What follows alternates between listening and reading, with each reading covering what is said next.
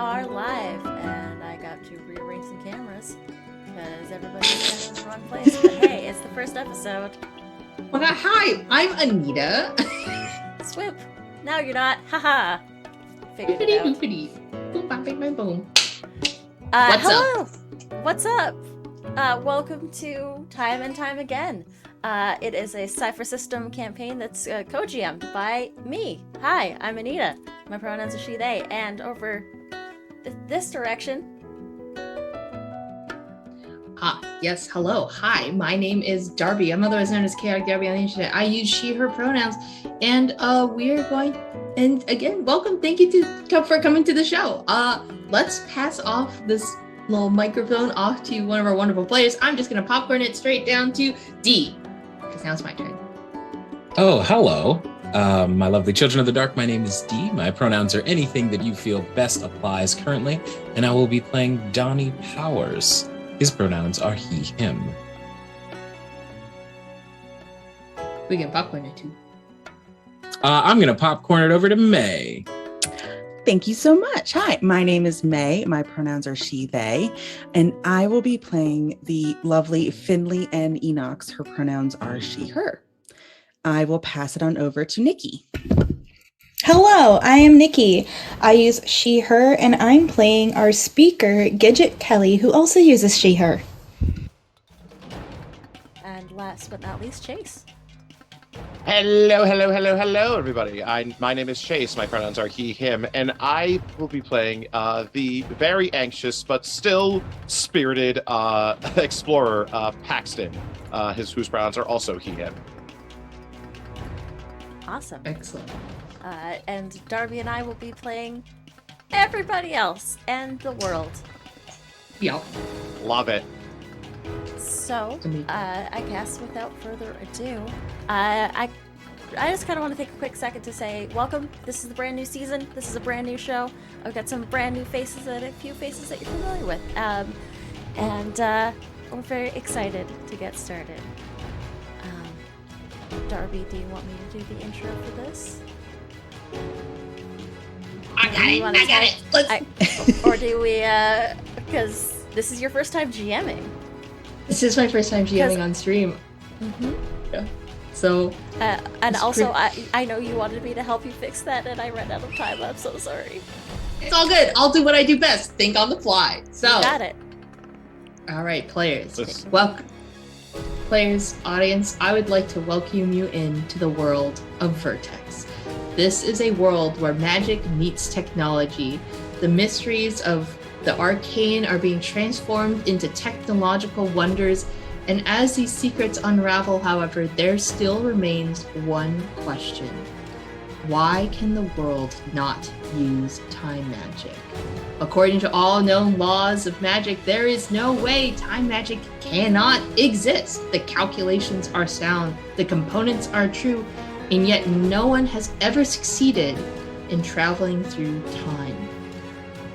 This brings us here to the here and now, where brilliant minds continue to ponder at this question, try and work out what exactly is going wrong. We zoom in on the Convergence Academy, an arcane research facility and university located on the cliffsides overlooking the Canadover Sea here on the world of Vertex. And in an hour before the lecture that they will all be attending on chronological concerning chronomancy, let's have the players introduce their characters. So tell us, whoever would like to go first, what is your character doing before this lecture? And instead of saying, well, I think I'm gonna voluntold someone as your co-GM. Let's start with Finley. Finley, what are you doing the hour before class? It all depends. So is this a morning class? This is an afternoon class. It's an afternoon class. Okay, so at this point, Finley has done her 10-mile run, her 3-mile swim. She has done her training and, feels pretty confident, feels pretty good. Maybe she's gone home, taken a shower. I think at this point, she's probably trying to read the book. again because she didn't quite understand the chapter the first time. Mhm. And so it was like sitting outside on one of like the benches, just furiously trying to like learn everything. Just so that way, if she gets called on in class, she doesn't look like a fool. Yeah. I will say that she's probably dressed in like her, I don't know, the equivalent of a university team hoodie or track jacket. And is just, trying to comprehend this whole time thing and is trying to not get, too disheartened by it. But, she tends to have good luck with these things. So Absolutely. This is the Convergence Academy, which Mhm. is both an arcane research facility and a university for the arcane arts as well as other more practical electives as well. It is a you're probably taking your like late afternoon break reading, studying in one of the concourses. There's benches that are set up. There is a path as this academy sort of comes up over some tall cliffs that overlook the Candover Ocean. And you can sort of see out into the water from this bench as you're sort of flipping through your book as well. Nice. Okay, so it's like a nice average day out as well, it sounds Yeah, like then. it's beautiful. Sun's shining, um, and do you have anybody that like any fellow team members that might try and bother you? Potentially. So she is on the cyclone ball team, a very prestigious sport here at the school. So maybe her potential wizard partner.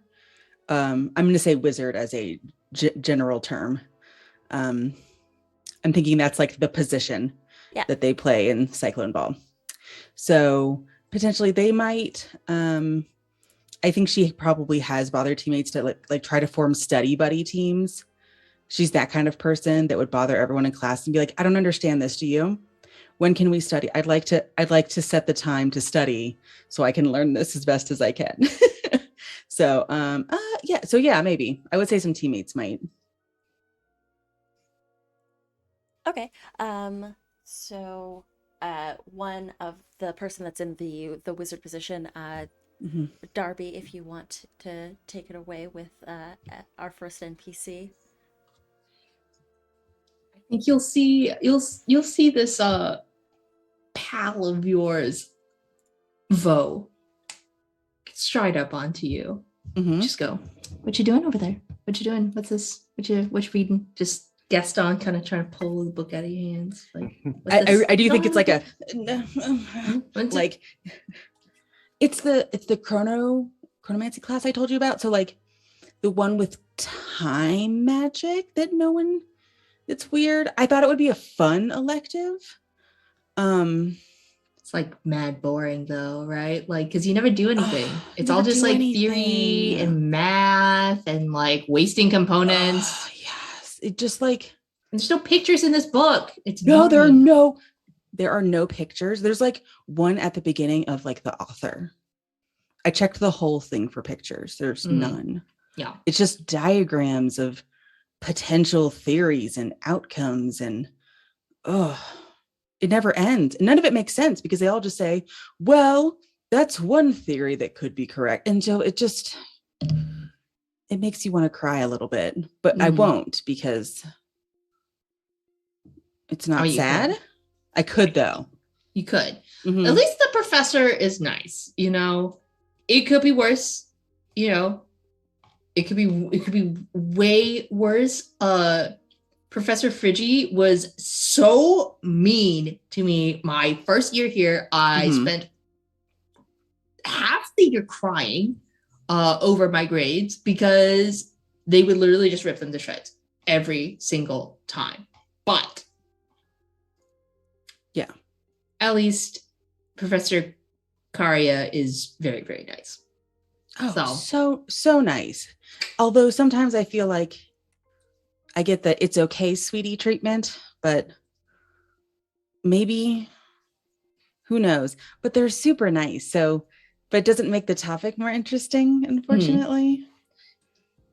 At least you're not bored and crying. So, you know what? That's a really good point. I'm just bored and frustrated.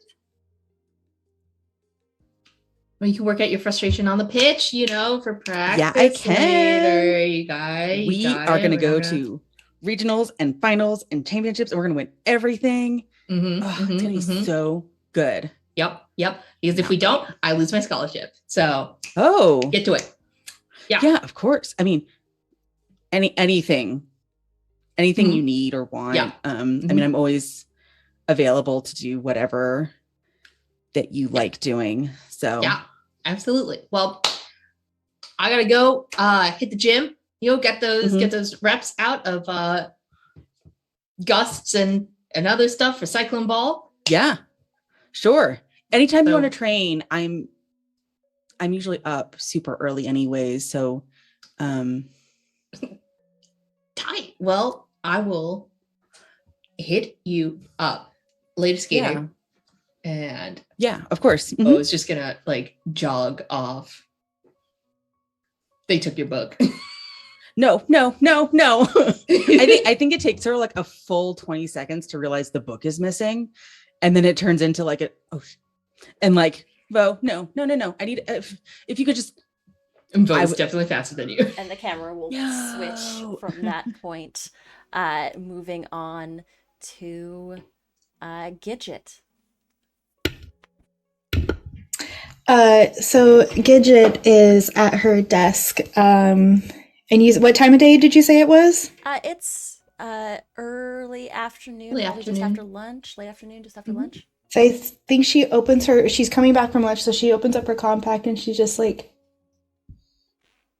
putting her lipstick on, keeping an eye out for Donnie, checking her email. She's the office manager, so she isn't really doing anything. She just sits and waits. One of the other office managers happens to sort of come in. Gidget, hey, I need a huge favor. What can I do for you, dear? This is Elena?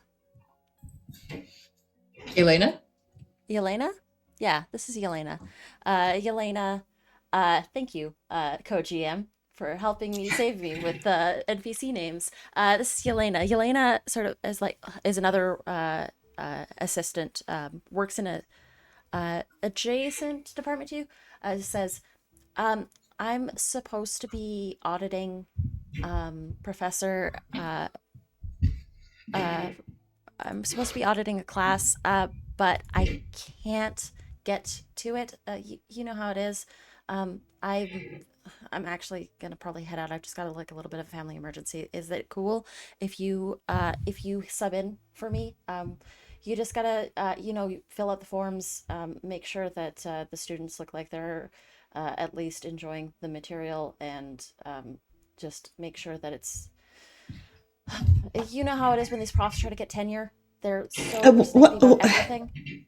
What class is it? Oh, yeah, it's Richard Karia's class, Dr. Karia. It's the temporal mechanics class.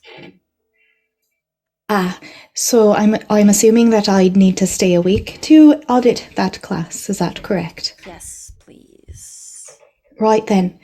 I'm going to need some tea before I can do that, because that class sounds quite complicated.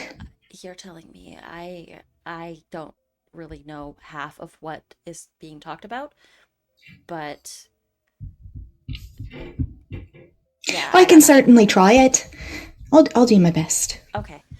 You're an absolute peach. Thank you so much. But I can, if you want, I can get you that tea before I pop out. That'd be great. A little bit of milk and sugar, please. Milk and sugar? All right, I got you. And Yelena runs off. to help Gidget's you going out. to take a notepad and a pen off of her desk, put it in her tote bag, and shoulder her tote bag, stand at the door, hand out, waiting for tea, and then we'll Tea head over. comes. Yeah. Yeah. Who do we Why want don't to we- volunteer next? Yeah, I think I'm gonna volunteer. We mentioned another player here, so why don't we volunteer Donnie? Right, as I say, it's kind of perfect. She's leaving as Donnie's coming. Donnie, what you up to? got class in an Donnie is probably, since they have class in an hour, he's probably I would say he's still picking his outfit out. He's trying to match the tie with the suit he's wearing, and he keeps switching suit jackets. So he's just in his room, fiddling with the ring on his finger, looking at the 3-piece black suit and sort of like sky blue undershirt that's currently on his bed, and he's just fiddling with the ring that sits on his pinky.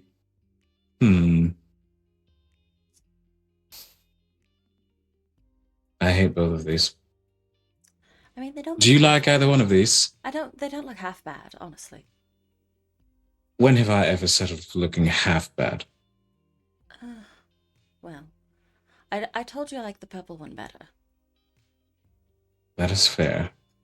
It's a lot for a Tuesday, isn't it? It is, though. There's nothing But- wrong with being a lot. No, they're not necessarily.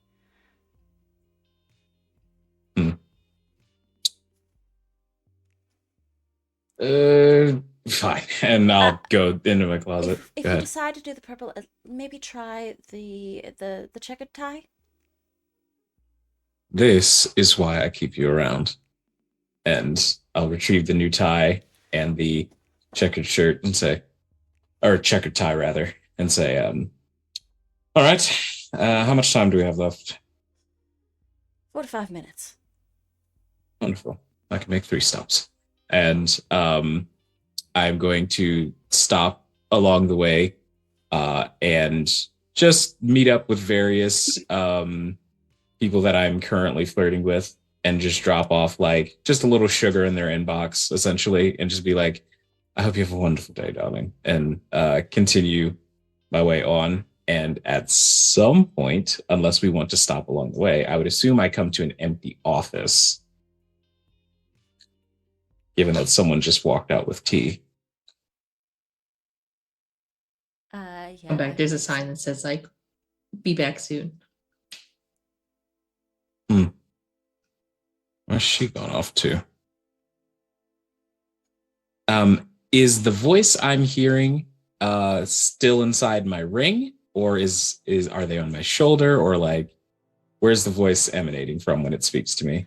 When it speaks from you, it's almost like it's a voice that's internal monologue, like in your mind's eye. Where do you think she went off to? She doesn't have a break for another 45 minutes, I think. One of the classrooms, I suspect. But suppose I should probably... Shit, is it that late already? And I will shuffle my textbook out of my briefcase and make my way to the appropriate classroom. And as you enter the classroom, you do see Gidget sitting with a notepad in the same Dr. Karya's class. Has Gidget noticed me upon entering? Oh, did you enter the classroom that I'm sitting in and auditing? Yes. She wouldn't. Would she? I don't know that she would know that you're in this class. Like, do you talk about what you study? Not in the slightest, no. Then no, she wouldn't expect you, so she's not looking for you. So she's probably looking at her notes, doodling, and trying to stay awake, anticipating how boring this class is going to be. An idea just flicks across Donnie's face, and I'll raise my hand and say, "Cover me in shivers and suns," and just sort of start muttering an incantation. I'm going to use my distortion field ability, Huh? and I want to make myself invisible until I sit next to Gidget. Okay, absolutely. That's 2 intelligence points out of my pool. That won't come back to haunt me in any way, shape, or form using it on something like this. What do you No mean? way that it could. What? Um, That sounds like you're accusing us of being preparing Yeah. something for today. Yep, absolutely, 100%. True. But yeah, I activate my distortion field and sort of like camo my way over and sit down. And right before I become visible, I will say, enrolling in extracurriculars. And then, Oh, I've been asked to audit on behalf of Yelena. The professor's Interesting. trying to get tenure, apparently, so I have to make sure that people are enjoying the class. Are you enjoying the class? it's a little slow, but I think the prospect of being the first to ever do something is always interesting to some degree. A little slow. A little slow, but overall exciting, interesting. Yeah, those are words for it. I'll go with interesting. On a scale of 1 to 5, would you say the professor is supportive or helpful or there for his office hours? Well, I wouldn't know anything about the office hours. I'm usually busy after class. Speaking of which, after class, are you busy? I have to go back to my desk. I've already had my lunch. That's so far away from where I'll be. Perhaps we can figure out something that's not. That's Can you not take your what work with you? I can't. I need to be on my computer answering emails. Right? Right? Do we have email? Is that a thing? Yeah. I forgot to ask. Electromagnetic mail descend through little tubes charged with arcane energy. Perfect. Yes, I love a tube system. Tube systems.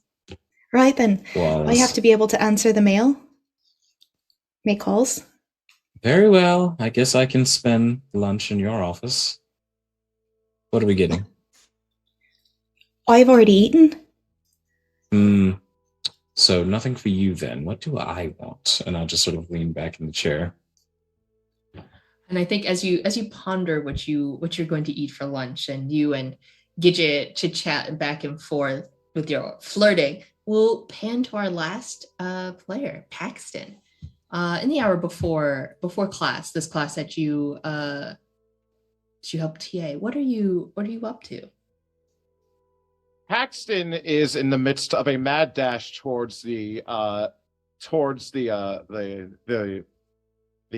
classroom, because he thought that it started an hour before, not an hour then. So like he's got all these papers in his hands and just like a backpack full of that, and he's just sort of like skittering towards it, just sort of like just muttering, just like crap. Oh, he's gonna just like just muttering a bunch of stuff and trying to just like trying to come up with just like excuses about excuses, and just another long night of just like stress / caffeinated mind is just like enabling him to just sort of like think the worst. And as he reaches the door, he just sort of like stops and just tries to like open it with like one foot, and just like everything in there, and just sort of like one paper falls out. He's like, oh God. And he's trying to get that. And eventually he just sort of like, as he tries to reach with one hand, his foot reaches the handle, and just like everything just like, and he just right there on the floor. And that's his introduction to the world. As you sort of fall, and these papers go flying into the people in the room, sort of turn their heads towards you, and your family friend who helped get you this TA position, Dr. Karia, says, Paxton, good of you to join us. Professor, I'm so sorry. He's just sort of like just scrambling a paper, just like I know. It was an hour late, and I'm just like, listen. I was filing everything, and I swear, I lost track of time, and I know it's kind of kind of funny because chronology magic and all that stuff, and it's a lot, and I'm so sorry.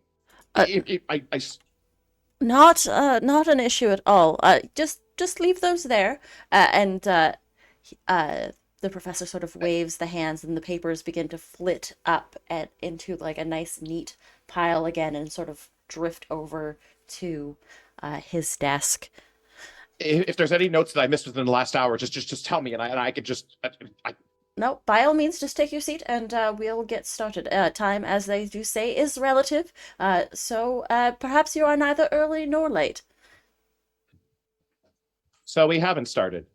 He says, just sort of likely. Not at all. Okay. Yes, no, right. But you said relativity, time, and all that. Yes. She just tries to just regain whatever little just composure he had and just sits at the front.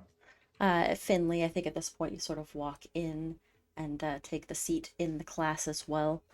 And I think the professor sort of looks over and says, all right, looks like we're all here and accounted for. Good to know. Good to see. He begins to take a piece of chalk out of a component pouch and draws a large circle on the chalkboard with strange runes and different bits and bobs and components. And let me just grab my notes.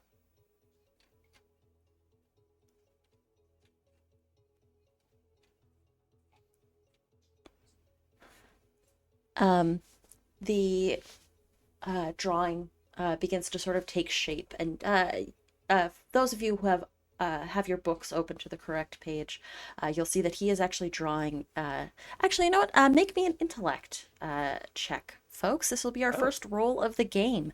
Ooh, this is going exciting. to be Maybe a standard check, number 2. Love it. a standard check. Yeah. Actually, if you read the book. I don't know what that means. Absolutely. So. So you have not.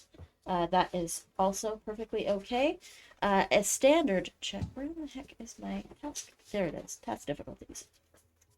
A standard check is a difficulty 2, which means on a d20 you'll need to roll a 6 or higher. Since I have magical training as one of my skills, do I get to decrease this? Correct. So I rolled a 10. Perfect. Success. Success.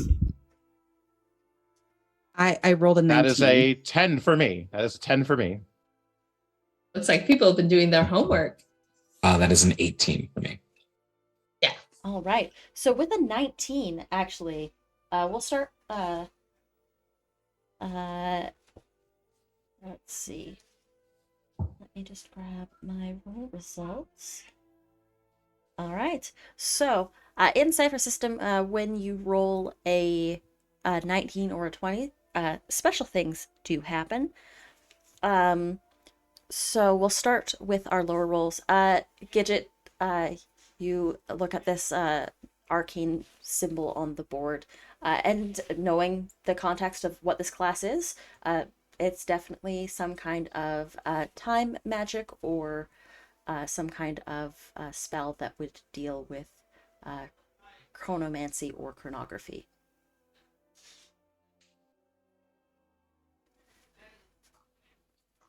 What were our other rolls again? Donnie, yours was... Mine was an 18. 18? Okay. Yep. Yes, this is a spell that would potentially put someone back about 5 or 10 minutes in time. It's a minor. It would be a minor effect, but yeah. Paxton, what was your roll again? That was a 10 A 10? on the dice. Yep.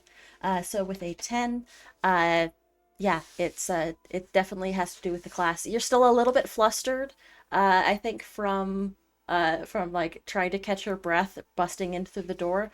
But yes, it definitely tracks. It is time related. But Finley, with a 19, because you get an added effect, you get a minor effect with this. You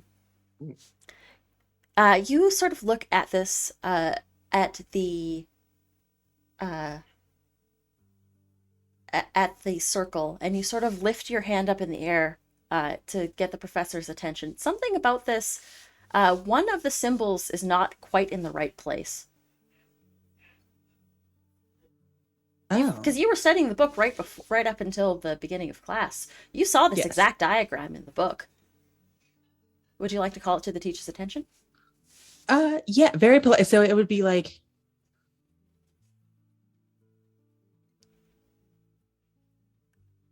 sir. Yes, Miss Enox, was it? Yes, thank you so much. I was reading before class again and noticed that what you're drawing, it's good, but it's wrong. One of the symbols is in the wrong place, or it's incorrect. Which one? The one on in like the 3 o'clock position. Oh, 3 looks up. Or looks to the 3 o'clock quadrant. I can read time. To the And right. To the right. References. Oh, correct. And erases it, and then readjusts it. Mhm. Much better. Great. Okay. I'm just going to go back to being quiet. Thank you so much. No, excellent work. Excellent work, Miss Enox. That's not something that a lot of people would pick up on. It's perhaps a good thing that you've been doing your reading before class. It keeps you sharp. I'll keep doing it then, and I won't stop because you've said that now. He goes back to, and then he sort of turns and addresses the class.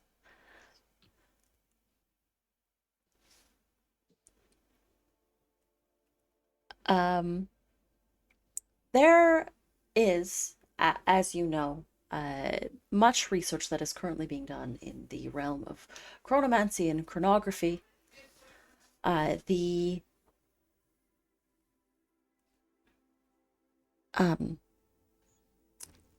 is one of the very few unexplained magical phenomena.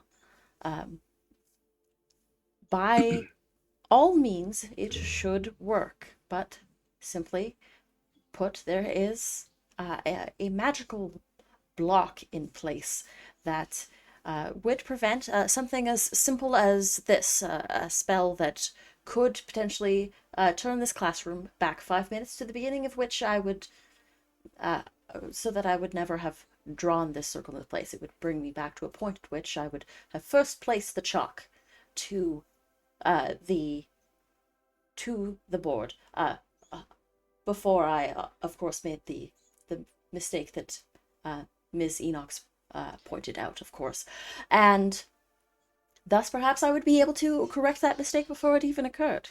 However, as it stands, if I were to even place my hand against the board and imbue it with a bit of my magic, nothing would happen. And he does it. He taps it quite soundly, and you can sort of see the glow from the hand as it suffuses through like it should, and then it shuts down. The glow stops. See that there? You see, it's it is what is known as the null effect. It's some sort of magical void that prevents us from crossing that additional threshold. We call it the bastion.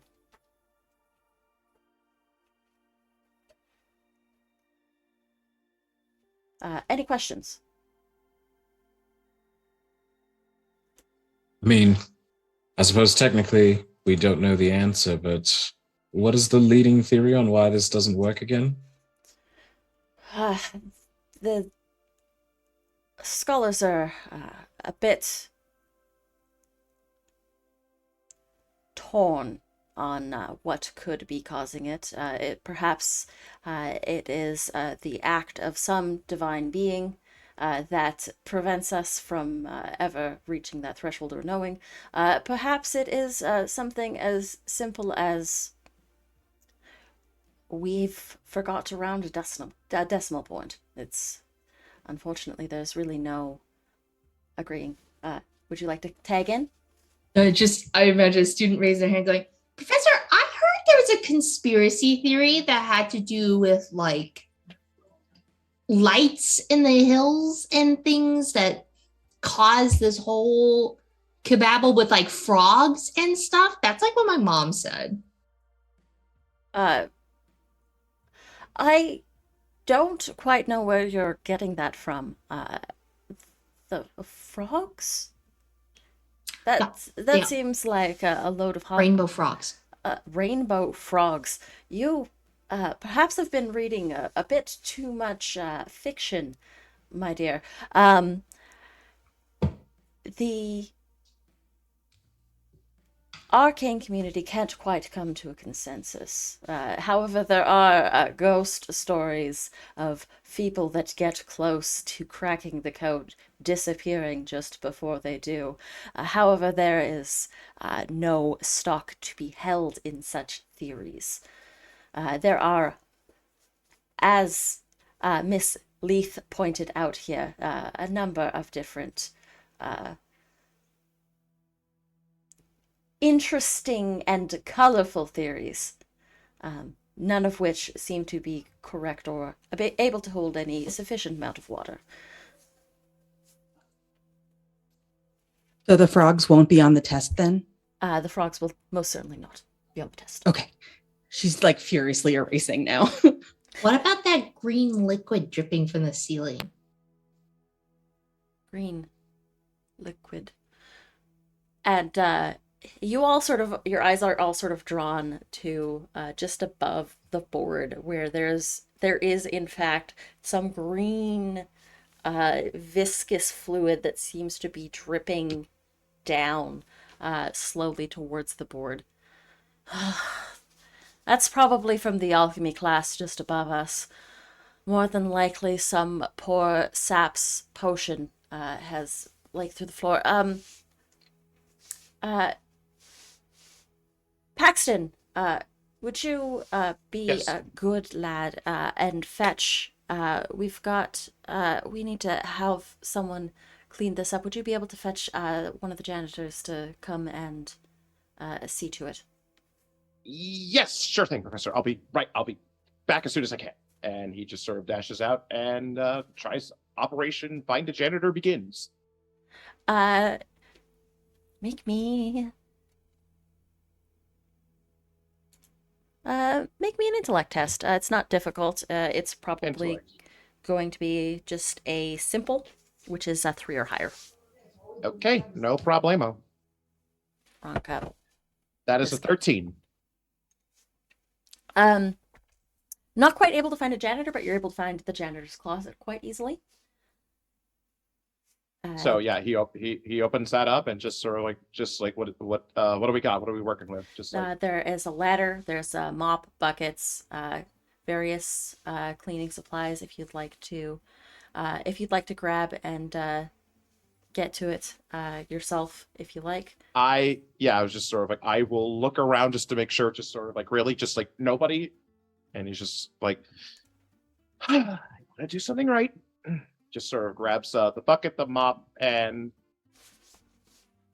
just like looks at the ladder, just sort of like, no, I'll be fine. Just grabs the mop and the bucket and just like any, just like, I don't know, just like a roll of paper towels and some cleaner if there's any. Mm-hmm. So he just sort of like grabs that. It has the bucket. Grab been, a like, bottle of the bucket ectoplasm. Be gone. Oh, excellent. Okay, sweet. I didn't know there was this. specific brand for that, but perfect. So yeah, he grabs that and just like hauls all of it just back towards it. Ectoplasm be the gone classroom. for the most unholy of messes. Love it. It says, who you gonna call? Ecto be gone. Who are you gonna call? Yourself. So you come back into the class, and okay. Good lad. So slight trick in the system. There was no janitor I could find, but it's just spray of Ecto Be Gone and just like a little paper towel. I'm sure it'll come off easy. Certainly. Would you... All right. So what's the like the classroom setup looking like? Is it just like, we talking like big chalkboard, like big like whiteboard, or is it just like classic pretty, like... lecture? So you've got the sliding chalkboard situation that a lot of like big lecture halls have. The lecture hall's not very full, but you've got like tiered seating, the table, desk in front where the professor has their stuff, but the chalkboard, the green viscous fluid started dripping down the first chalkboard and it's getting a little bit closer to the What's the height? What's the height of the chalkboard? 6, 8 feet, like 8? So like a couple feet above top of the head. 8 feet. And he just sort of looks at that, just sort of like, I will need the ladder for that. I'll be back. And just like zooms out, gets the ladder, comes back, and just like grabs Ecto Be Gone and some paper towel sheets, and just gets to clean. Just trying to just like let the professor continue on their lecture, and just like trying to just like do it as ascertainingly as possible. And you begin to sort of wipe and clean and move it off. The professor sort of nods. Good lad, thank you very much for your assistance. And sort of gives you, once you've come down from the ladder, gives you a good clap on the back. Just a solemn nod, of thanks, as he just sort of looks at the equipment, just like, should I put that, or are you, in case? Here, and he'll grab sort of a trash basket from underneath his desk, so you can throw the paper towels away. Okay. Yep, just... It sort of gets a little full, and he pushes it down a little bit. Slides it under the desk. Oh, wipes hands. All right.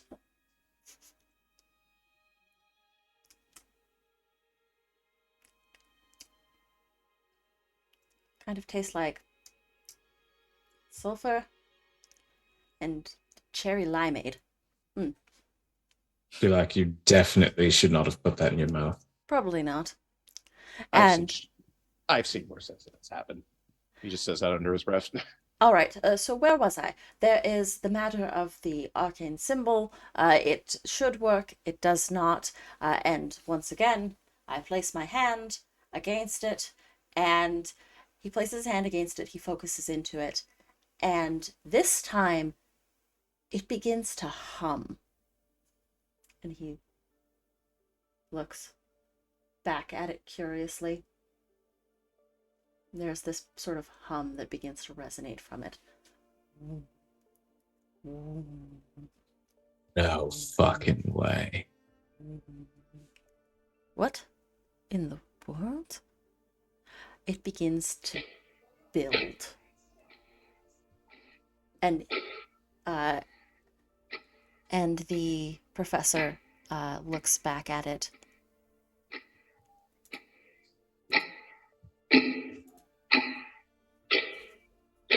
Everybody, you need to get out of here right now. Something is about to happen. Everybody evacuate immediately. And he begins to rush some of the students out the doors. And right. the hum begins to build. Woom, woom, woom, woom. Louder and louder, and the light begins to get brighter and brighter. And Darby, if you like. Yeah. The four of you are the last people. As you try, as the professor's telling you to get out, the door slams shut and you hear it click. Locked from the outside. Pulsing gets louder.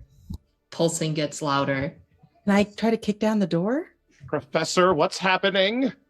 Gidget looks at Donnie. Do you have a key for this? Not. Where did my accent go? Not on me, no. But I don't understand why everyone's so excited to leave. This is like clearly the thing's working, right? Isn't this history? The professor sort of looks at all of you and says, I don't understand. This shouldn't have worked. And you all see this professor open his mouth as though he's about to say something to all of you. And he is pulled backwards, passing through the door and vanishing. Oh shit. Oh. Is that normal? Yeah. Paxton immediately tries to reach out as soon as just the movement happens and just trying to just like grab Professor, but I don't know if that's like a roll or anything, or if that's like a Make me a speed test. speed test. Sure thing. Sure can do. This is going to be a demanding difficulty, which means you need a 9 or higher. Oh boy. That's an 8. Well, shucks. That's a failure. You go to reach the professor, and he sort of reaches his hand out to you to grab it, and it almost becomes immaterial as he's pulled backwards, his hand passing through yours.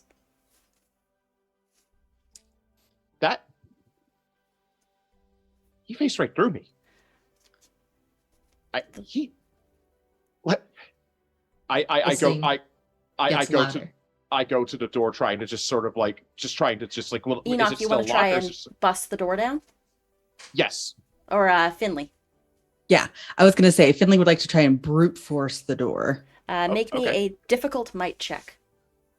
Difficult might Which check. means that is a 12 or higher. The pulsing gets louder. I got a 3.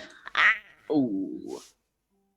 All right. I'm going to throw a GM intrusion at you, Finley. As you go to try and bust down the door, and you reach for the handle to pull it, it snaps off. And this pulsing gets louder and louder, and this light gets brighter and brighter, and it begins to envelop you all. What do you do?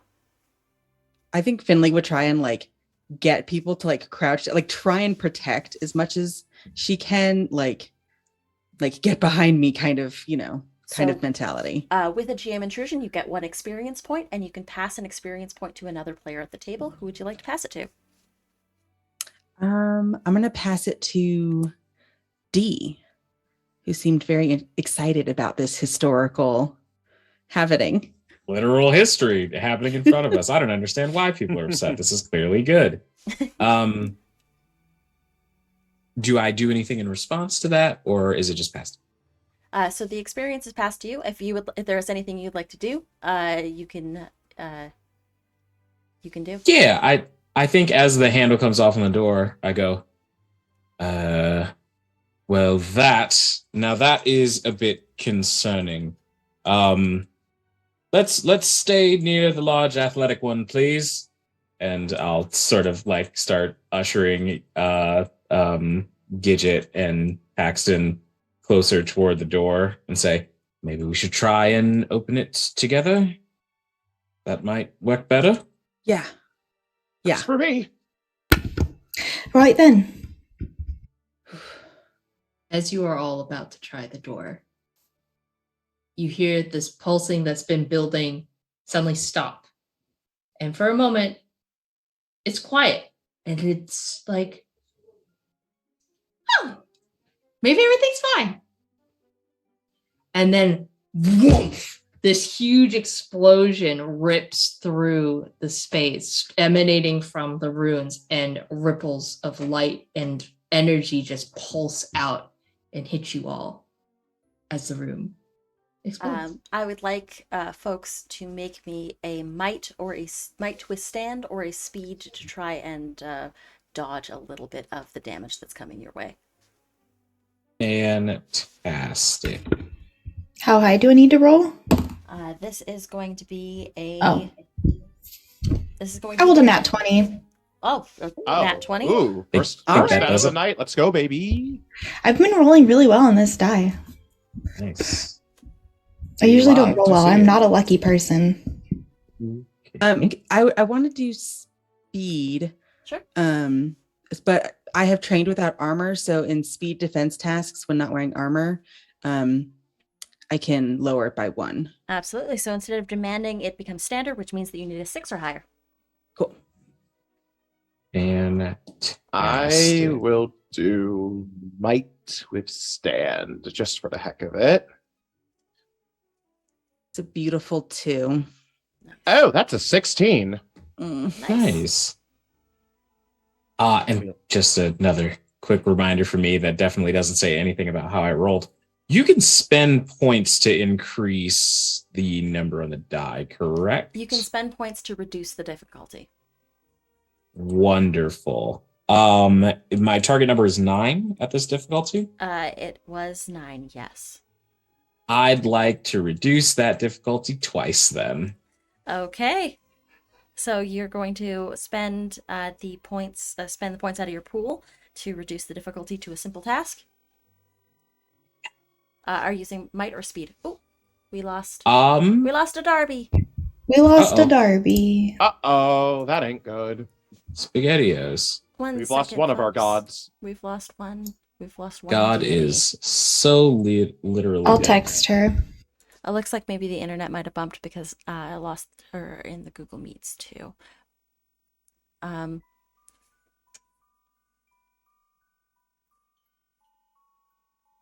But It's a good start when you roll a 4. I'll call on her a die. actually because that'll be faster than waiting for her to text back. So Wi-Fi continue cut and out. I will call her. I just got a message that said the Wi-Fi cut out. So on that note, I think this light envelops you all and the world sort of fades. Gidget, you sort of withstand a lot of it, but we're going to cut to break real quick, and we will be right back.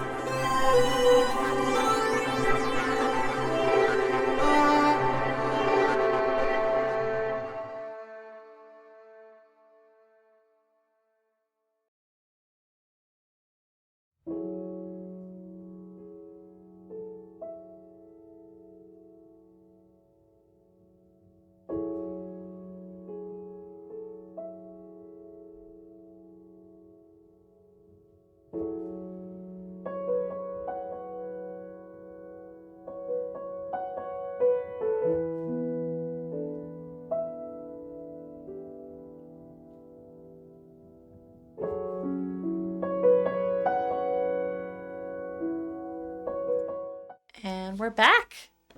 Welcome back, Hello. everyone.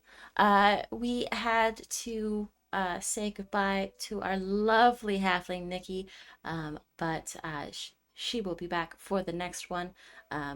We're wishing her a speedy recovery and like the best sleep ever. Absolutely. Somehow, apparently, getting 5 hours of sleep, not good for you. Hmm. Who'd have Who thought? knew? Almost like drinking a day-old milkshake. Yeah. Who would do that? I wouldn't know anybody who would do that. Especially if that day old milkshake had just been sitting out on their desk all night. Not me. Mm-mm. No. Don't forget to hydrate, everybody. But yeah. Hydrate or die straight this Pride Month. Hydrate so you don't die straight. Yep. Darby, would you like to take it away? Yes. The second half? So the explosion happened. Yep. Our players were caught in it. It's me catching up on what I missed. That's about all you missed. Awesome. So, all of you wake up. Looking around you, you are alone in this empty void space. I'm going to go one by one, starting with Paxton. You sit up in this empty voidish space, and you find yourself in this mirrored hall. You see infinitely ahead of you, and infinitely behind you, and infinitely to either side of you, yourself. But each reflection looks a little bit different. You look down at yourself. You're wearing the same clothes that you were wearing, a little crumpled in places. You've got a little bit of ectoplasm on your sleeve. Looking to your right, you see a version of you equipped with a bow. Looking standing up a little bit straighter. A little stronger frame. Look to your left, you see a version of you decked out in these robes of not a TA, but of a professor. If you look past that, you see another reflection, a version of you that looks a little bit different. Again and again, as you keep going, infinite versions of you, all a little bit different than the one before. He's just looking around at everything and and they're all it's all a mirror, right? Just like just moving like his hand just like in front of himself, just like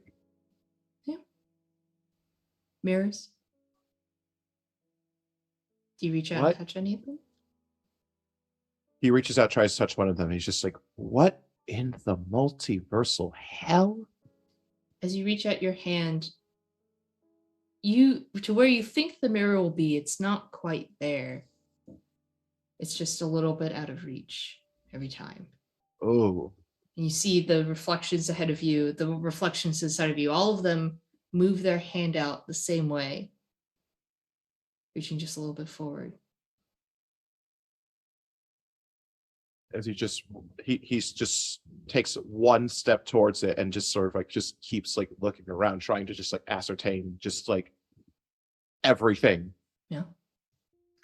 Hello? If you'd like to know a little more, you can make me an intellect test. I would like to make an intellect test. Thank you very much. This is going to be a challenging intellect test. Oh, you need a 15 or higher. Okay. Do I have anything that could? No, I do not. But if you'd like to spend some points from your intellect pool, you can always bump it down a level. Or if Well, you have an I edge, don't you can have- bump it down a level as well. Well, I don't have an edge, and the only the only point I have an edge is in might, and I'm not just gonna brute force my way out of this mirror dimension Doctor Strange nonsense. Maybe if I punch really hard, I'll get out of here. You're always welcome to try. Let's use brains first. We're reasonable men here. 15. Exactly 15. Awesome. Oh yeah, huh? Look at that. Okay. You think you've read something about this? Every version of you that stretches out in this infinitesimal mirror dimension, the way that they look a little bit different means that they must be just a version of you that's done something just a little bit different.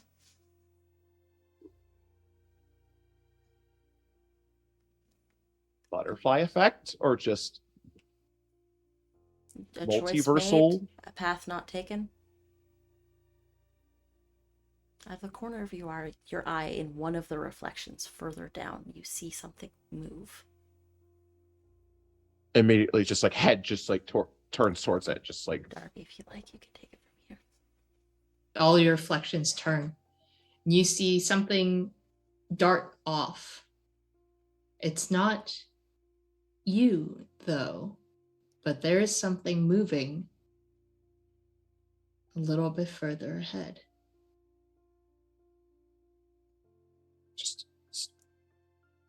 there's nowhere else to really go, so it's just he has no choice to really follow it, and just like, hello? Who's there? Show yourself. As you follow the reflections of you can't hear them, but you can see their mouths moving, different emotions across their faces. Some of them more scared, some of them angry, some of them pleading. And as you follow this darting figure, the mirrors continue to move and they fractal almost apart. You see multiple versions of you darting in different directions, but as you keep going, the figure, you get closer and closer and closer, until you see ahead of you a tall figure wearing different hides and fabrics. I believe I need you to make an intellect check for me again. Absolutely. Let's call this what do you think, Anita? Demanding standard? Absolutely. I would say it would be demanding, but because of the background that you established in your backstory, we'll say standard. Yep. Okay. 17. 17. These hides, your family, as much as you haven't taken up the same mantle that your brother did, you have some familiarity Or your sister did. Or your sister, or your mother.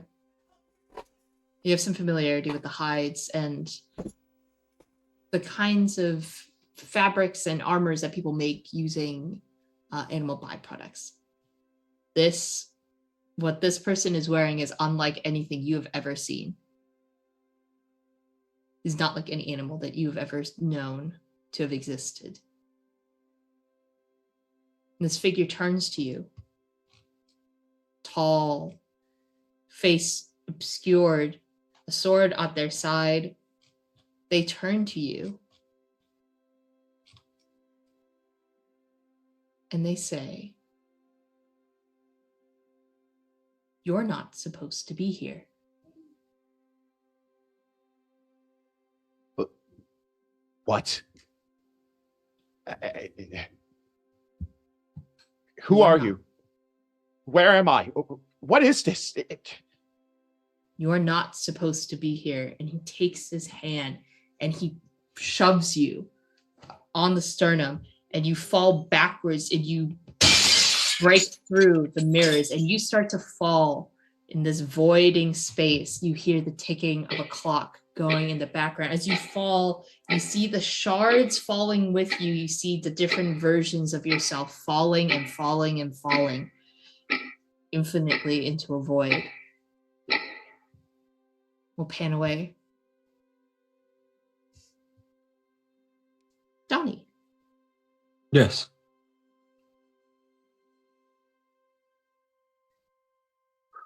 You're standing in a hall of brilliant white light. And around you is not form or shape, but feeling and emotion. The little voice that is present, usually in your mind's eye. Well, this is interesting. To say the least. Where exactly are Don't we? hear it in your mind's eye. You hear it audibly. Behind you. Huh. Well, I suppose I'll turn around. You see a being. Tall. Actually about medium height. Feminine. But wrong. They look patchwork, almost like someone has taken paintings and photographs and illustrations and sketches and cut them out individually, textures of pieces of fabric that are each stitched together in a patchwork way to make the image of a human, for ostensibly feminine figure. But the pieces almost begin to shift and change as it's sort of a staccato animation, almost. She looks at you. I'm sorry for this. Sorry for... You shouldn't be able to see me in this way. I was actually quite happy to put a face to the name, or voice, rather. There's a feeling, that same sort of, as I said, it's not necessarily form or substance. There's that, it's a realm of almost emotion. There's a sense of fear that sort of strikes up. Am I scaring you? Would you like me to look away? No one's ever actually been able to see me before, and I'm not complete. No one's seen you before. What a shame. They've been robbed such a beauty. Well, I've been seen, but not in a long, long time. When you say you're not complete, what exactly is that in reference to? Well, I can...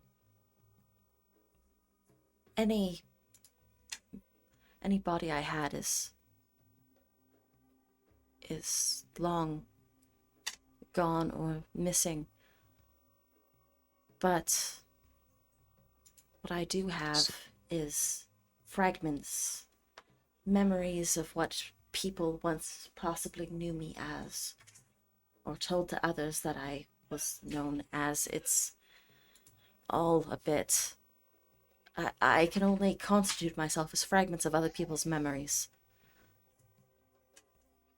Pieces that look similar but aren't necessarily fully me. You know how when you know someone, you don't really know their mind?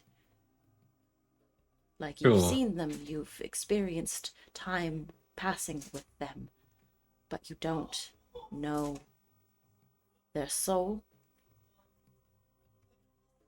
or what they do when they leave you, what they experience when they're out of your sight. They'll tell you about it, but you won't experience it yourself. Right. I think I understand what you're saying. Side question before we continue the metaphysics. Where are we?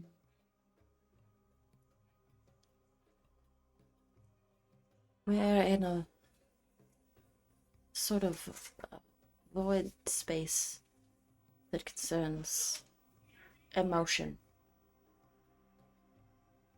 Huh.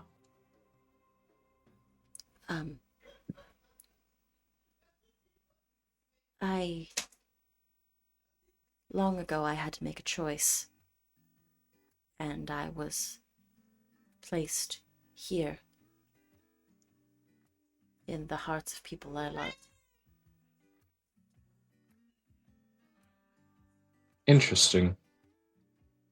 And so this is the inside of my ring? Um, the ring is one such physical vessel. Something that was adored. Aha. Well, follow me, I suppose. I'll start walking in a random direction.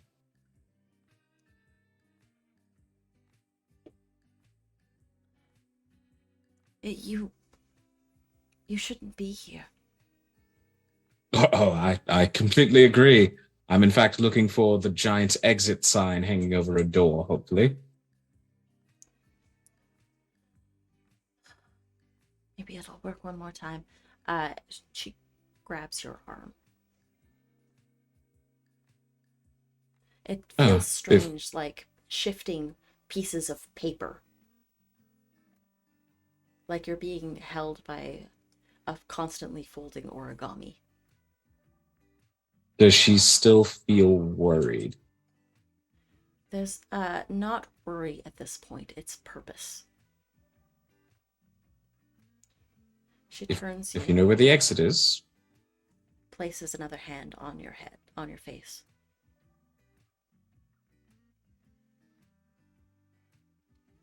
Now's not really the time to be mesmerized by me, darling. I know I'm quite enchanting. It's not you that I'm worried about. She places another finger on your forehead. You have to understand. Everything went wrong and everything fell apart. I had to make them all forget who I was, what everything was. I had to make them forget, because if they remembered what the world was, what happened, it would all fall apart.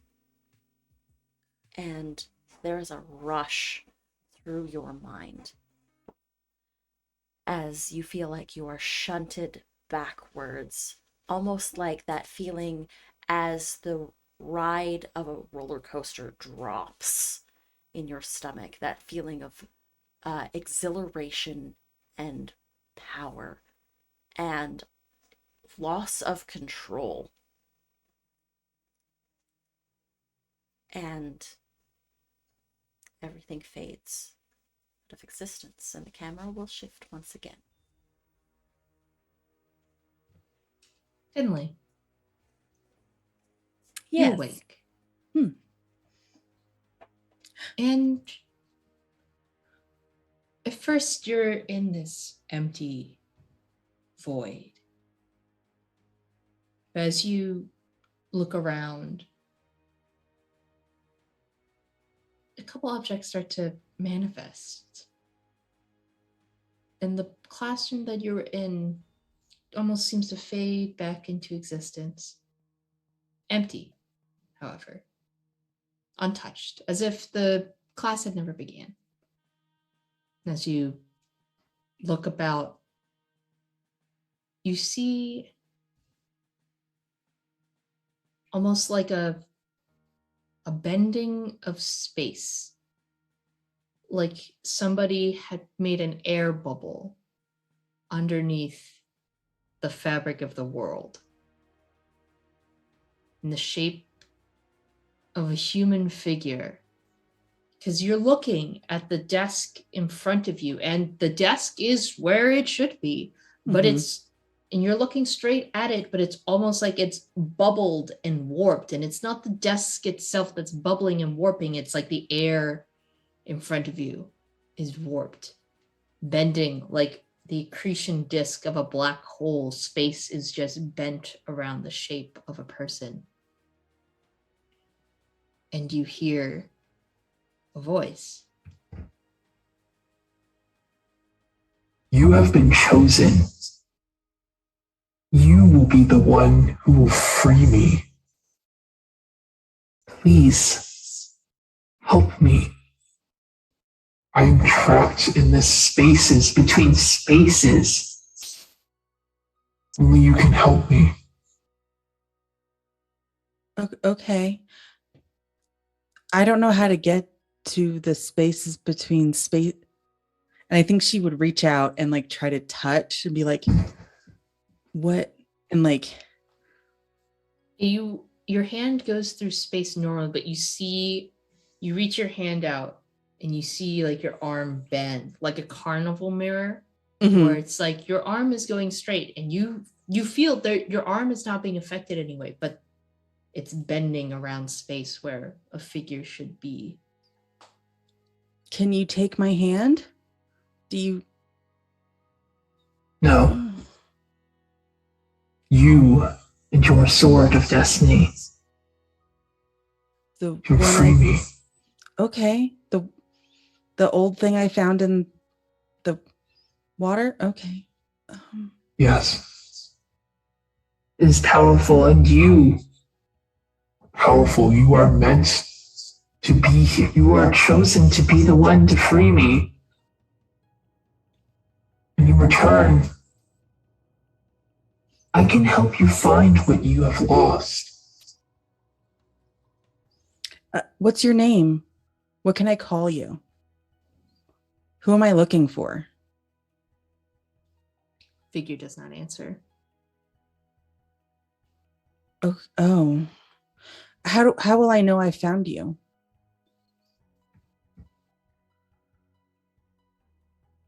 You will know. You just will. Okay. Find your professor. Find the perfect find. Oh, okay. Oh, he should know how to do this. I've only read the book a couple times, but he can do this. He did that. He did this. Is he the reason you're here? You're stuck? Is who put you in the space between spaces? You can see like gears turning in her head almost, but like every now and then she blue screens and then kind of comes back to it, trying to figure out what exactly is happening and how much to trust her own mind in this situation. You see the figure almost, you can't see a mouth, but you see like a ripple as it's almost like opening and closing its mouth, and then the figure vibrates a little bit. Only you can free me. Only you can help me. Please. Please. I'll help. I'll help. I'll help. I just don't know how. You'll find your way. And the figure fades. Space returns to how it should. And you're once again in a void as the classroom itself fades away as well.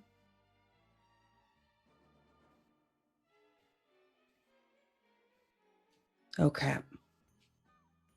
Do I have my sword with me? Would you have brought it to class? It's not abnormal at this school for people to be carrying weapons, given the nature of the world you live in. Fair. She goes to combat tactics 201 after time class. So yes, she would bring it with her. Mm-hmm. Because also for some reason she feels really good when she has it. Very confident, strapped to her back. So yeah, that makes sense. Yeah. You have your sword. Is there anything you'd like to do with it? I think she'd pull it out and just kind of look at it and be like, okay, sword of destiny? It doesn't say that on here. What does that mean? And I think she's kind of just like looking at it in her hands, just like, I thought it was just some old sword I found. It sort of is. We'll see ourselves out.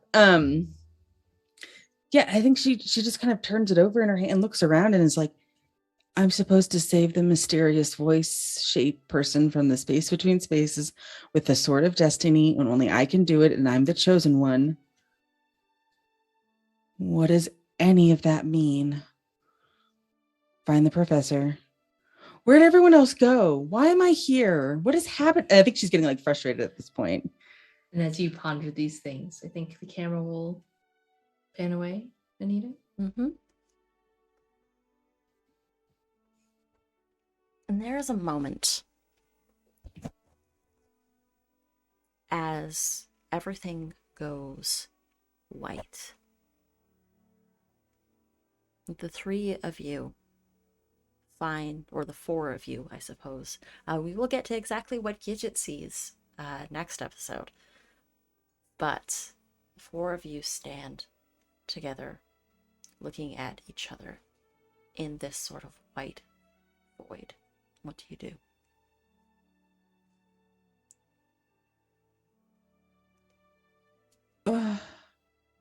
I think Finley puts her sword back on her back and just sort of looks at everyone and goes, okay, so was anyone else sent on a rescue mission or know what's going on? No.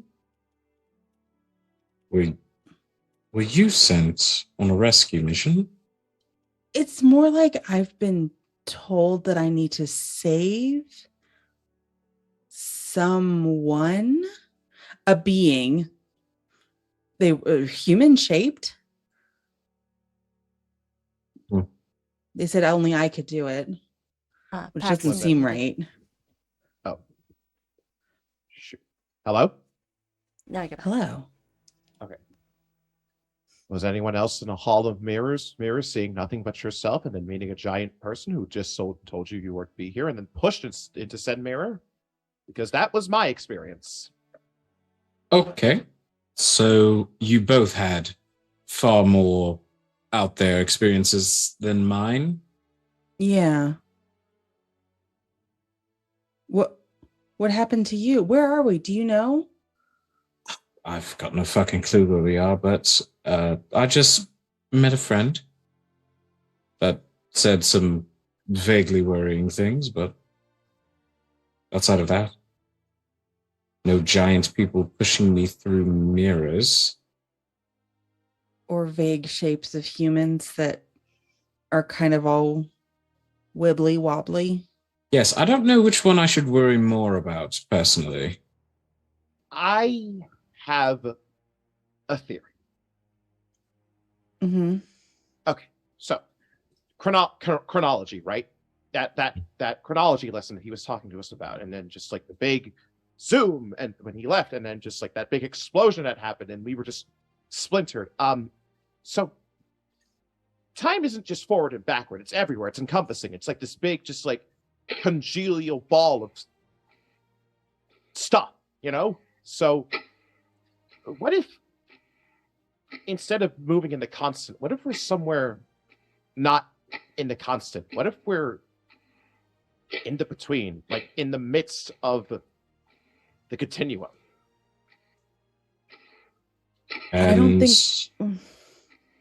It's weird. It's weird, and there's a lot more stuff that I should be freaking about some stupid theory. But I don't know. I saw a bunch of me's, like Begin to so many notice me's. in the back. You begin to hear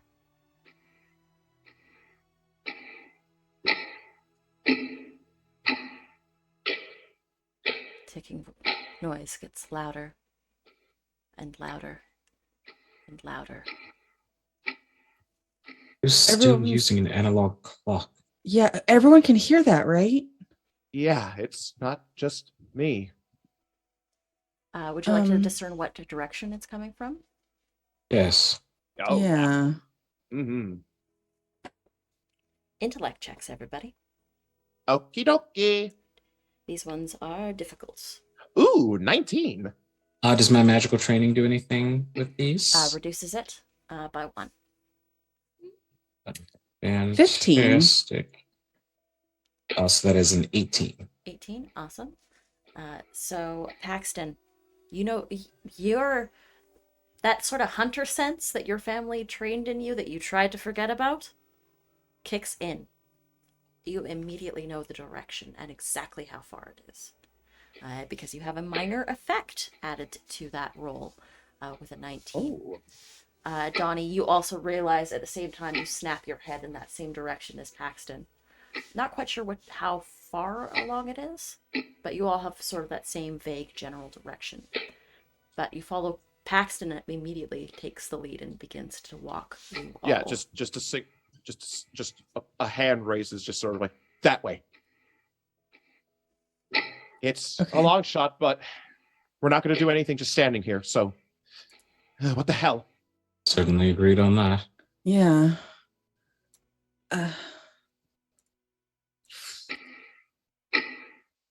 Maybe we hurry? Maybe go quickly. Yeah. I do have a thing. I've got lunch. I'm going to get with someone. So, yes, let's wrap this up quickly. Anything to get us the hell out of here quicker. Yeah, I have a quest. You find your way to the source of the ticking. A giant spectral clock.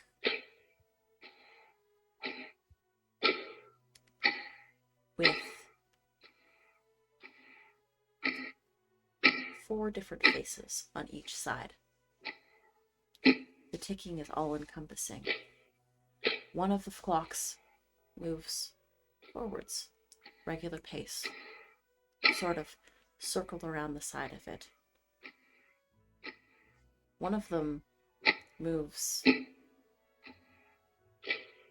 faster.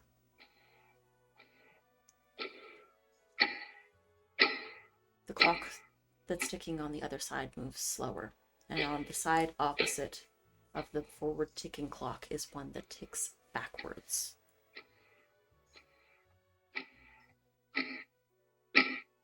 How big is it? Like, how big is each face of the clock? Massive. Think Big Ben size. Oh, okay. This giant clock that spreads upwards in this white void to what could be considered the heavens.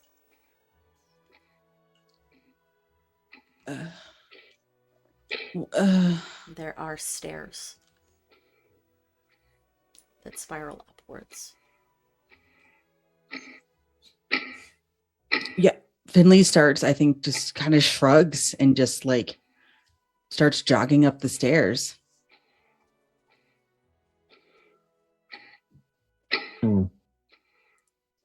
Paxton. Yes? Chronergy is impossible, right? There's a lot of things that I've thought over the years that were impossible, but I mean, we're here, so it's got to be something.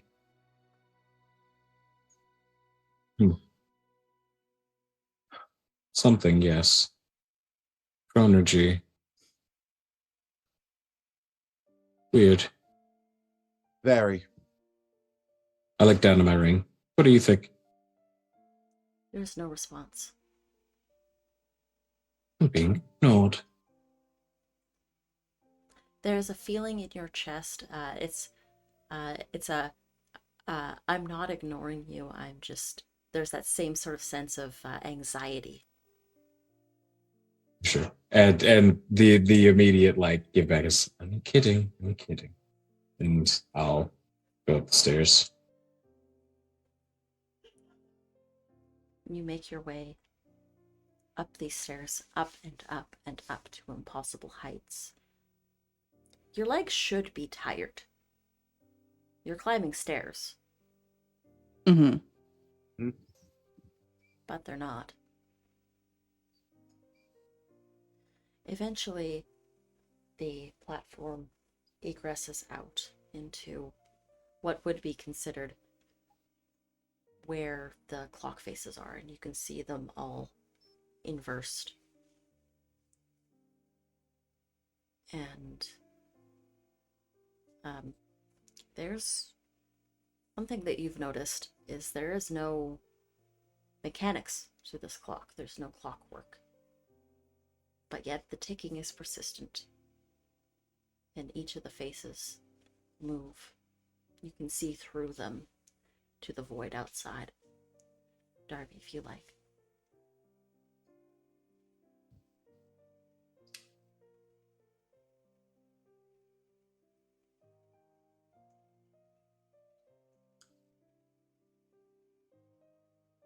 My brain just went completely. No, you're good. You're good. I got it. I will say that. Which do you inspect or touch any of the clock faces?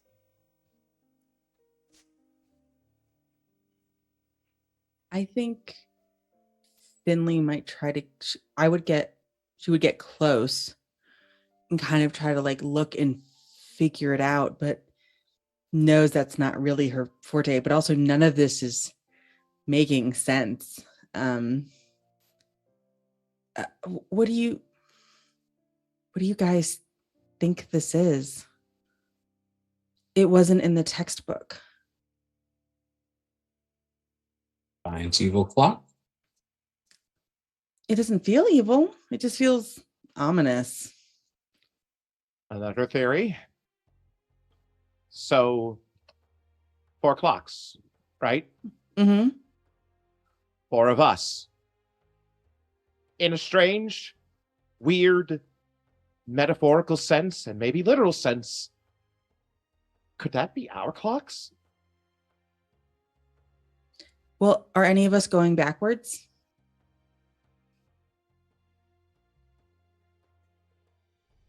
Yes, if the clocks were all doing the same thing, I think I might agree with you more, Paxton, but given they all are doing an individual thing, I think it's something a bit different. I think your theory earlier actually is not perhaps too far-fetched, that we're seeing the 4 cardinal directions, essentially, of time. I mean, listen, anyone's guess is as good as mine at this point. I'm just a weirdo with a even weirder brain, so I'm just trying to make sense of it all. But anyone else? Maybe there's like a panel. Like, don't clocks have like a thing so you can get in there and fix them, or like a latch or something? I think she then starts to like maybe try to touch the corner of it. Yeah, maybe no, not the clock face. Like, look for like a lock or a catch or something. Okay. Yeah, Paxton wants to reach out and see if these things are at least like tangible. Yeah, you can touch everything that's in here. Oh, all right, cool. But do you touch any of the clock faces? That's the question GM is asking you. I do. Which one? Yeah, I would eventually as well, where it's like, well, maybe we can just like pop it open. Yeah, no, I do. Which face do you touch first? So were they okay? So there was like one moves fast, rewind. One moves slow, one moves forward, one moves backwards. I choose the slow one. Everything around you begins to move like it's underwater. You can see Finley's also like walking towards another thing, like she's about to touch it. You're moving normally. Everything else is moving very slowly. Oh. And the minute you remove your hand, everything goes back to the same speed it was. Oh. Okay.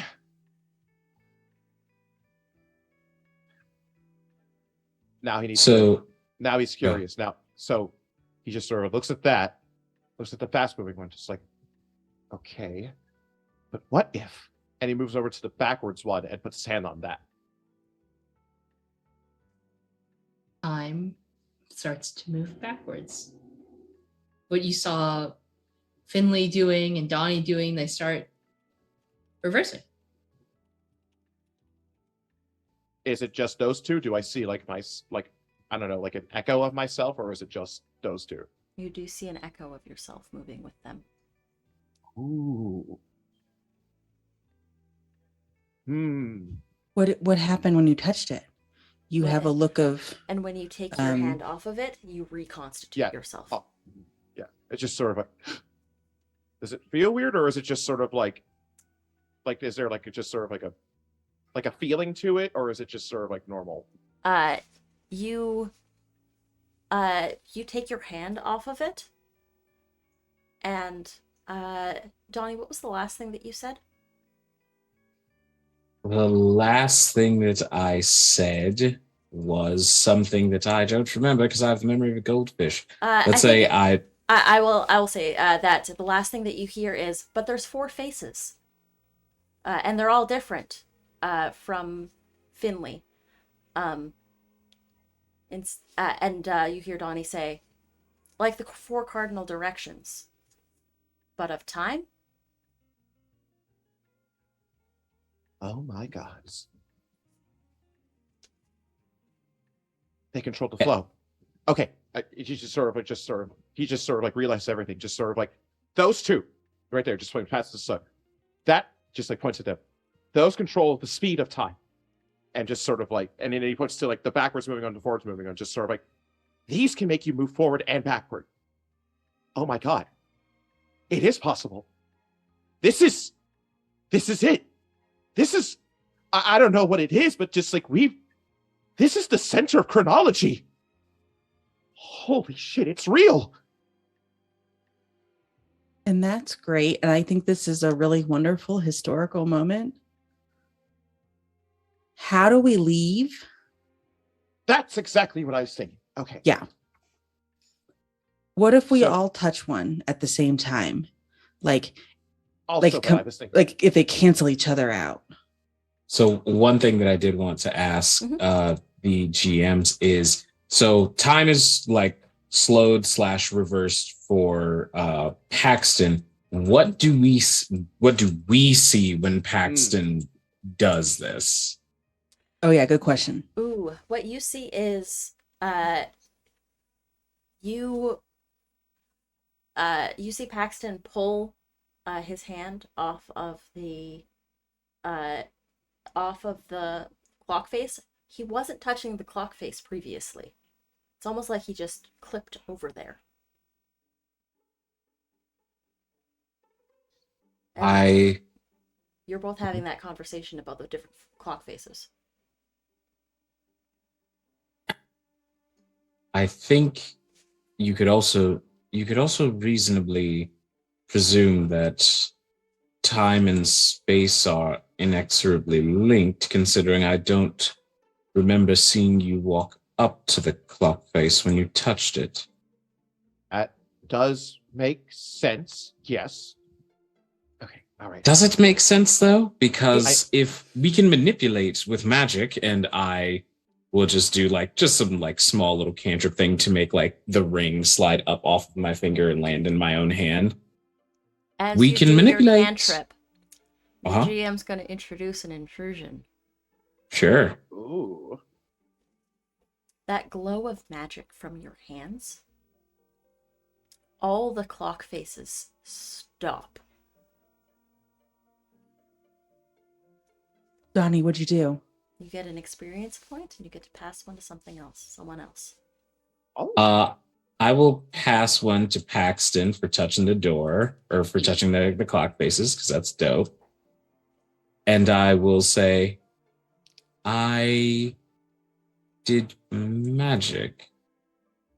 What I was going to say was, we can use magic to affect space, but not time. So them being linked, if they were 2 sides of the same coin, wouldn't it make more sense if we could manipulate both things? But one is for some reason locked off to us, though now I feel like that point might not be as concrete.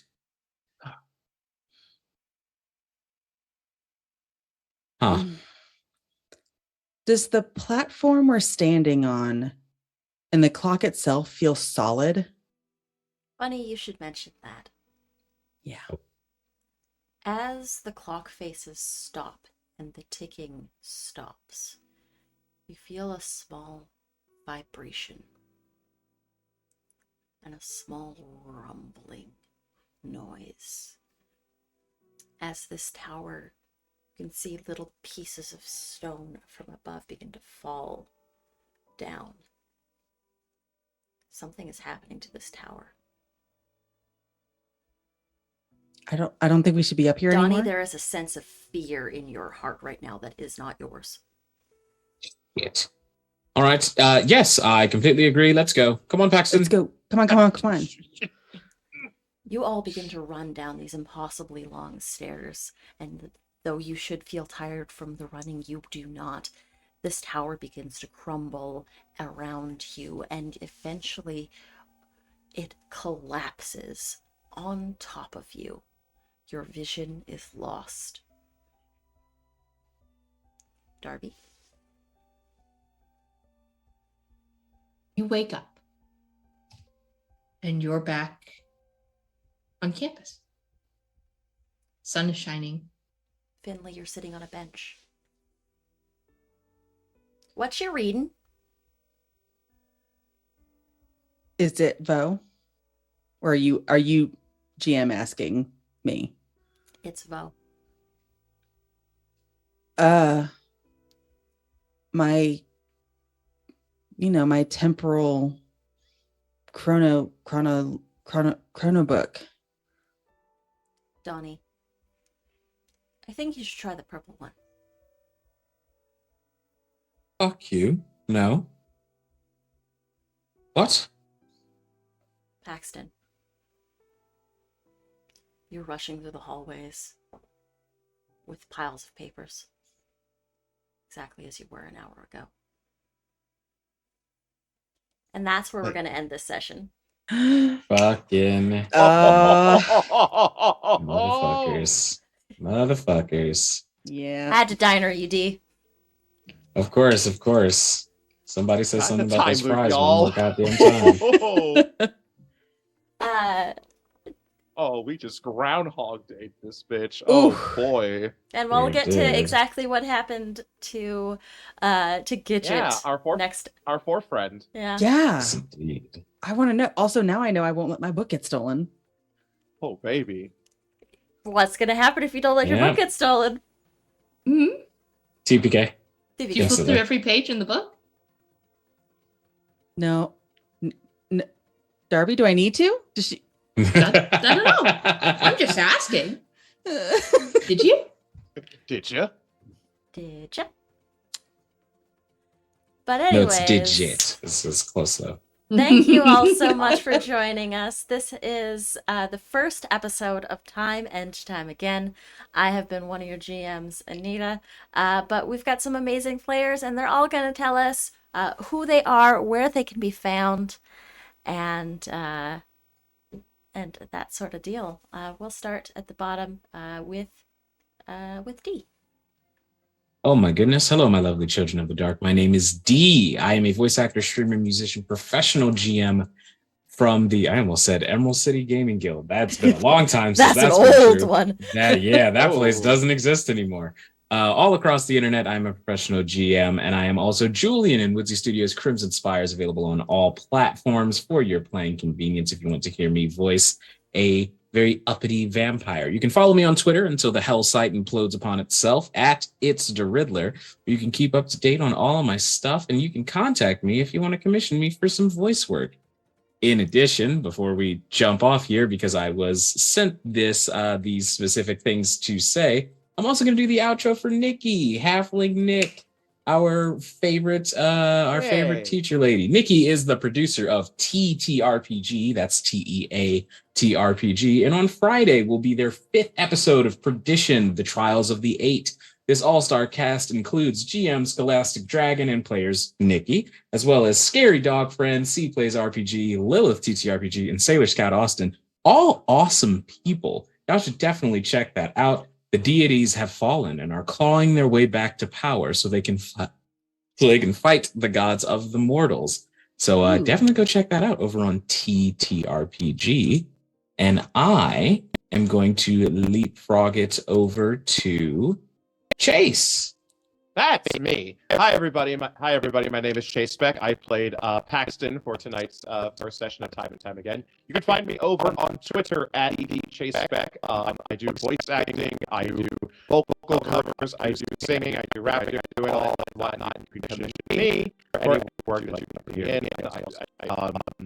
It is Pride Month, as we all are very much aware of, and I like to direct everyone to play a little visual novel game called Repurpose.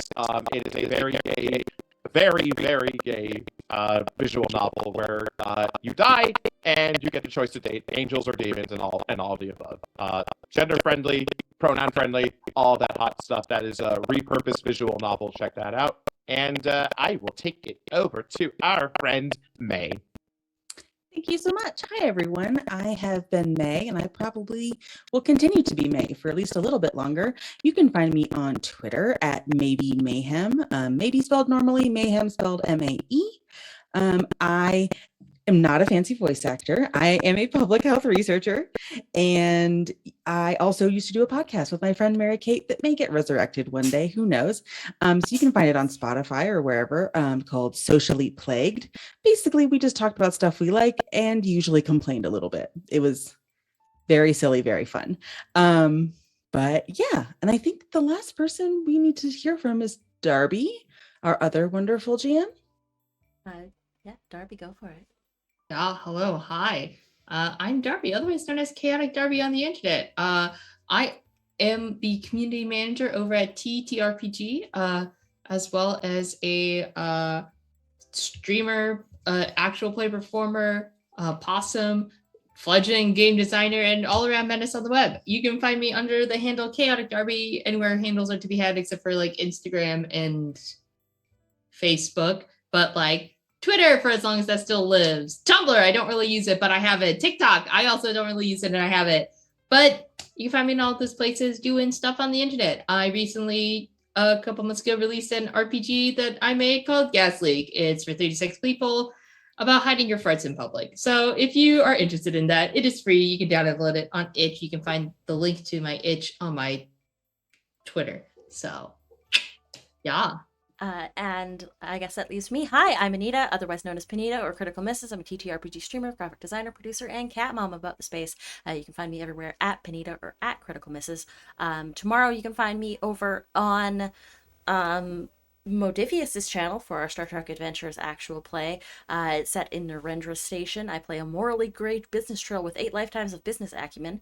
On Wednesdays, you can find me behind the scenes running our next game, which is the Stone and Starlight Carnival. It is an Under Hollow Hills game that is GM'd by the wonderful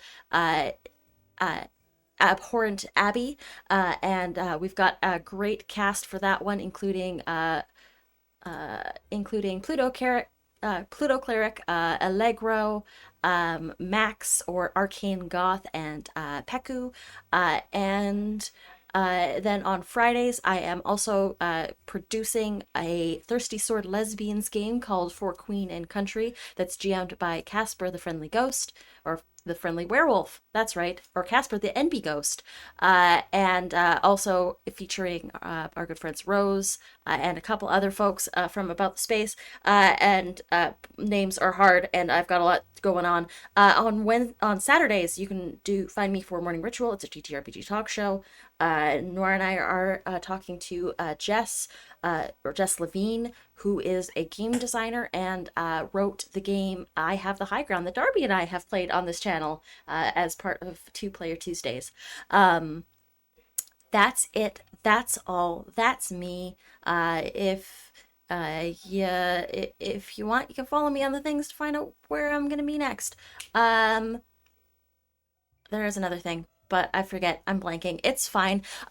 We are going to, before we go on our raid, the camera is going to shift to a fairly appointed office. There are 2 figures in conversation, fully robed with masks with neutral expressions. What are we going to do about this, Iris? What we have to do, Lens. What we've always done. The tower fell. They saw them. Nobody should see them. Nobody should know the truth. Then we will stop them before anybody else does. Should we assemble the pupils? We shall. Very well. Let's get to work. And that's where we're going to end the session. We're going to go on a raid, everybody. We're going to go say hello to our good friend. You know what? Let's go say hi to Q Times. Noira's over there playing some alien RPGs for some spookies. Thank you all so much for joining us. And until next time, we will see you next time. Get it? Yeah, time? Okay. Yeah. Catch me on Hey. that second. Bye. Enough out of you.